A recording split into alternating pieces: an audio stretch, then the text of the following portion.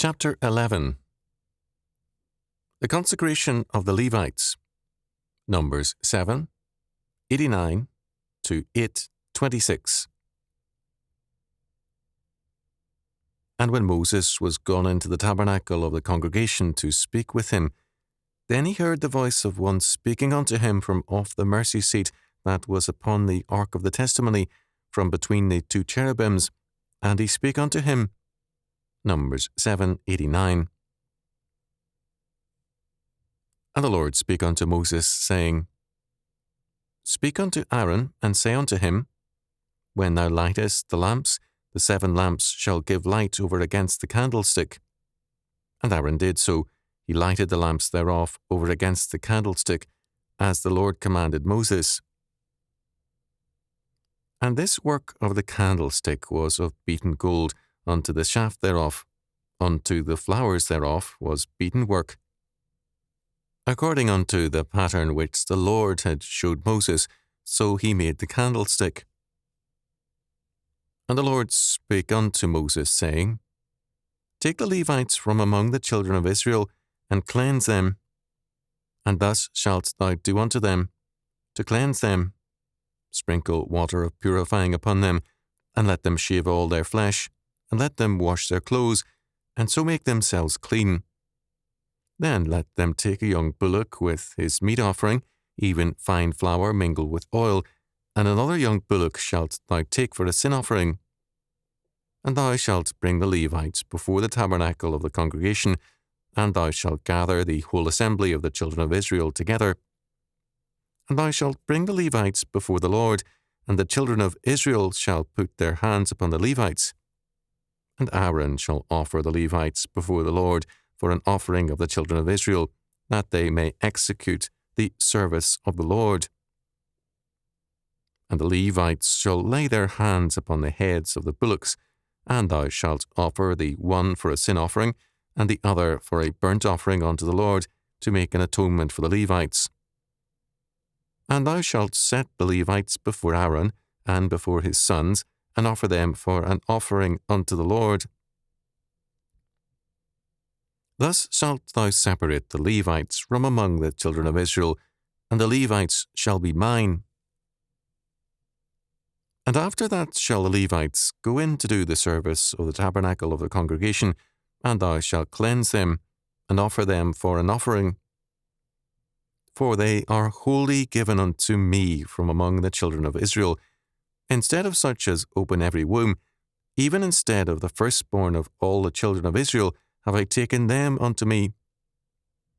For all the firstborn of the children of Israel are mine, both man and beast. On the day that I smote every firstborn in the land of Egypt, I sanctified them for myself. And I have taken the Levites for all the firstborn of the children of Israel, and I have given the Levites as a gift to Aaron and to his sons from among the children of Israel, to do the service of the children of Israel in the tabernacle of the congregation, and to make atonement for the children of Israel, that there be no plague among the children of Israel, when the children of Israel come nigh unto the sanctuary. And Moses and Aaron and all the congregation of the children of Israel did to the Levites according unto all that the Lord commanded Moses concerning the Levites, so did the children of Israel unto them. And the Levites were purified, and they washed their clothes, and Aaron offered them as an offering before the Lord, and Aaron made an atonement for them to cleanse them. And after that went the Levites in to do their service in the tabernacle of the congregation before Aaron and before his sons. As the Lord had commanded Moses concerning the Levites, so did the children of Israel unto them. And the Levites were purified, and they washed their clothes, and Aaron offered them as an offering before the Lord, and Aaron made an atonement for them to cleanse them. And after that went the Levites in to do their service in the tabernacle of the congregation before Aaron and before his sons. As the Lord had commanded Moses concerning the Levites, so did they unto them. And the Lord spake unto Moses, saying, This is it that belongeth unto the Levites, from 25 years old and upward, they shall go in to wait upon the service of the tabernacle of the congregation. And from the age of 50 they shall cease waiting upon the service thereof, and shall serve no more, but shall minister with their brethren in the tabernacle of the congregation to keep the charge, and shall do no service. Thus shalt thou do unto the Levites touching their charge. Numbers 8, 1-26. Numbers 789 is a statement which some say is unrelated to what precedes it and what follows it.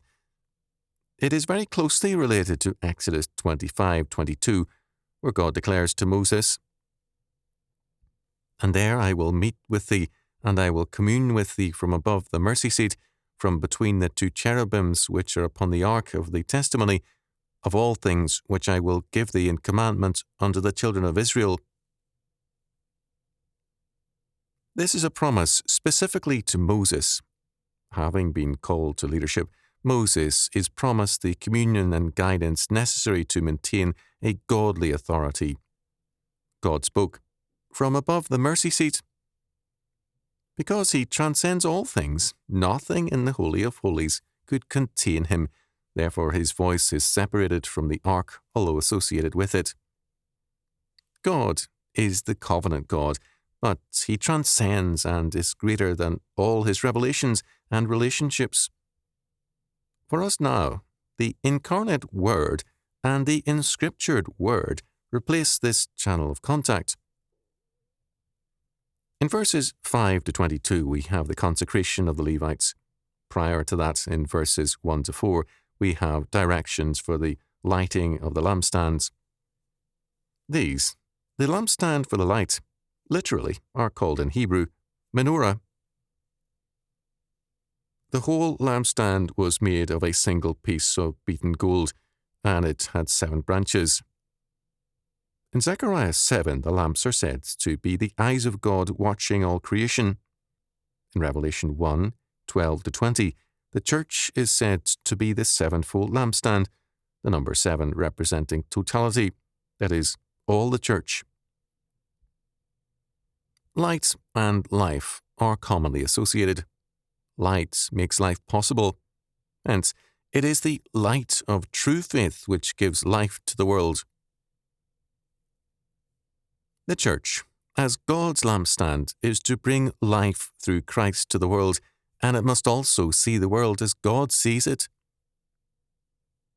To see the world in terms of our nation, race, or church is to darken the believer's vision. The light from the lamps was to be so positioned as to fall on the table of the showbread. We know the basic shape and design of the golden lampstand because Titus seized the temple's lampstand and took it to Rome. It is depicted on the Arch of Titus. In verses 5 following, we have the cleansing and the consecration of the Levites. The Levites are substitutes for all the firstborn of Israel, verses 16-19, and they are given to God's use in place of the firstborn. The firstborn represented the rest, and they must lead all others in God's service. As a part of the consecration of the Levites, they came bathed, with their clothing freshly washed. They were then sprinkled to signify cleansing, and their whole body was shaved. Of this shaving, Bush wrote, "This was another symbol of purification similar to that of the leper, who shaved off all his hair as well as washed his flesh as a part of the process of his cleansing." Leviticus 14:8-9. The same ceremony was ordained also in the case of the polluted Nazarite, chapter 6:9. This evokes an image alien to modern man, who cannot think of himself as a leper in God's sight, albeit a cleansed leper in Christ. Even less are candidates for the clergy ready to see themselves in the same light. They are commonly regarded as idealistic and noble youth, and they see themselves in terms of their calling rather than in light of God's recognition of their sinful estate.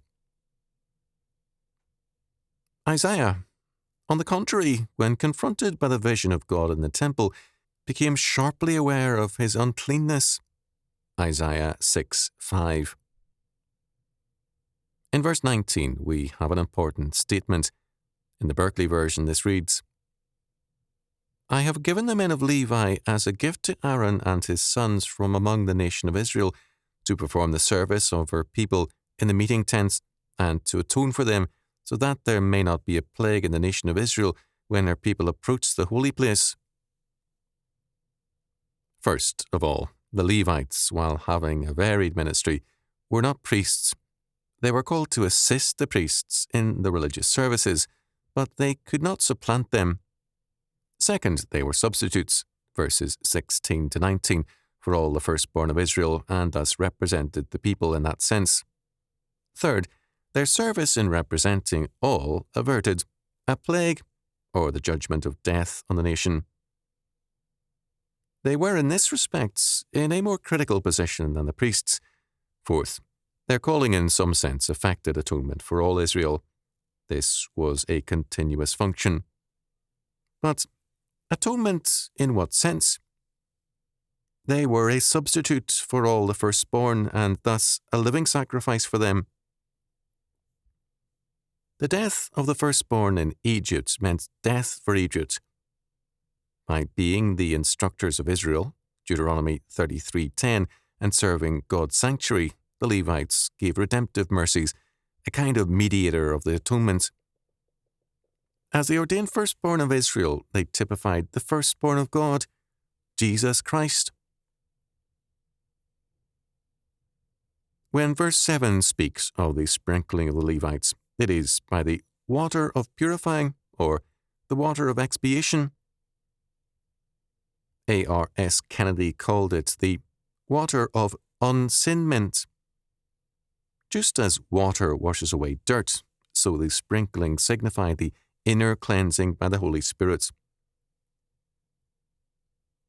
When verse 21 states that the Levites were purified, it means literally unsinned themselves or had themselves unsinned. Their new status represented the judicial act of God. Their moral conduct thereafter depended on whether or not they were truly called and atoned for by God's grace. In verse 10, we have an account of the laying on of hands by other Israelites, probably the tribal leaders. Because the Levites represented all Israel, and because they were living sacrifices, the men of Israel had to participate in their ordination to their task. This verse has an important place in the history of ordination. In some churches, ordination is exclusively the act of the clergy or of the church hierarchy. This verse is one of those used to justify lay participation in ordination. The Levites were the substitutes for the firstborn and were thus the gifts of all men in the covenant to the covenant God. In verse 13, the Levites are referred to as an offering unto the Lord. They are thus a kind of unbloody atonement, verse 19, and forerunners of the great firstborn, Jesus Christ. As Walter Riggins pointed out, in the Old Testament, the laying on of hands has a twofold function. One, to accompany or transfer a blessing, Genesis 48:14 following, Numbers 27:18 and 23, or two, to transfer sin and guilt, Leviticus 1:4, 16, 21 and 22. In the New Testament, the laying on of hands means a blessing, because for us the burden of sin and guilt has been laid upon Jesus Christ. Examples of New Testament blessings are, first, our Lord's blessing of the little children who ran to him, Matthew 19:13 following. Second, when people were blessed with healing, there was a laying on of hands, Mark 6:5, Luke 4:40, Acts 9:12, 17, 28:8.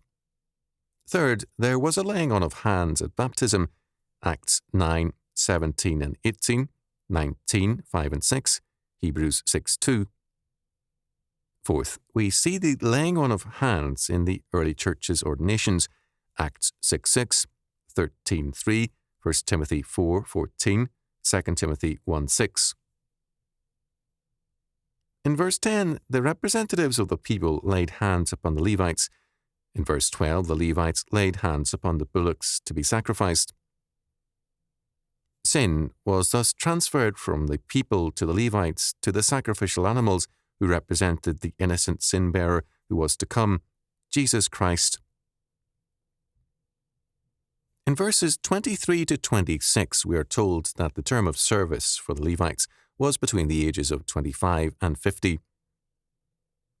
Two things must be noted here. First, this has reference to their service as the sanctuary. This did not mean retirement of 50 years. Rather, the Levites served all Israel in various capacities, including those of instructor and teacher.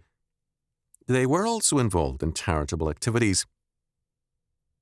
Before 25 and after 50, the Levites was very active.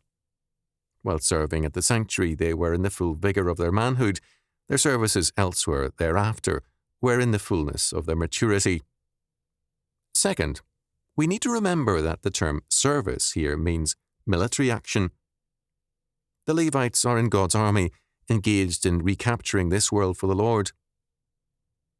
The age limit applies thus to their service in the sanctuary. They are draftees for life. This fact of being drafted for life comes out vividly in verse 11, where we read that Aaron shall offer, or wave, the Levites before the Lord for an offering, or wave offering, of the children of Israel, that they may, or may be to, execute the service of the Lord. In the usual way of offerings, the thing waved was moved horizontally towards the Holy of Holies to indicate that it was given to God, and then back to show that God returned it to the priests for their use. The Levites were thus given to God and then returned to the priests to be the Lord's troops in his work. How the actual waving of men was done, we do not know. Aaron may have had them walk forward and then return from the altar. There were diverse functions performed by the Levites. According to 1 Chronicles 23, 3-5, the Levites served not only in the sanctuary duties specified in Numbers, but also as officers, judges, and temple musicians. They had charge of the temple treasuries, 1 Chronicles 26, 20-28. The tithe was commonly given to them to administer, and they in turn gave a tithe of the tithe to the priests, Numbers 18, 21-28. Other services were also performed by the Levites as God's army to carry out his work in the life of the covenant people.